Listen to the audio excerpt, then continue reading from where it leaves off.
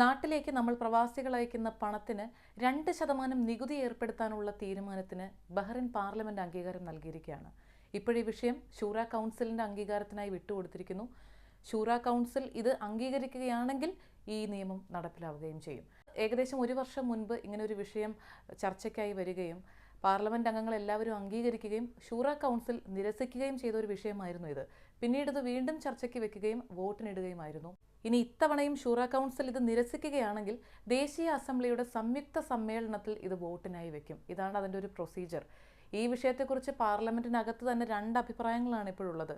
MP-മാരിൽ ചിലർ പറയുന്നത് ഇപ്പം തന്നെ ദശലക്ഷക്കണക്കിന് ദിനാറാണ് വിവിധ രാജ്യങ്ങളിലേക്ക് പ്രവാസികൾ അയക്കുന്നത്. അപ്പോൾ അതിൽ നിന്നൊരു നികുതി ലഭിക്കുകയാണെങ്കിൽ രാജ്യത്തിനൊരു വരുമാനമാവുകയും ചെയ്യും. അതോടൊപ്പം തന്നെ പ്രവാസികൾ പണം അയക്കുന്നത് കുറച്ച് രാജ്യത്ത് തന്നെ അത് സ്പെൻഡ് ചെയ്യാനുള്ളൊരു സാധ്യത കൂടുതലുണ്ടെന്നുമാണ് പറയുന്നത്.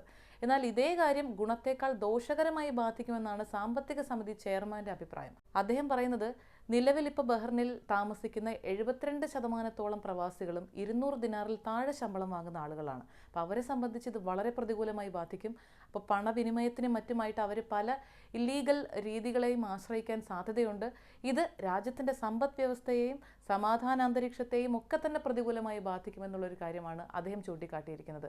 എന്തായാലും വരും ദിവസങ്ങളിൽ അറിയാം ഇതിൻ്റെ അന്തിമ തീരുമാനം.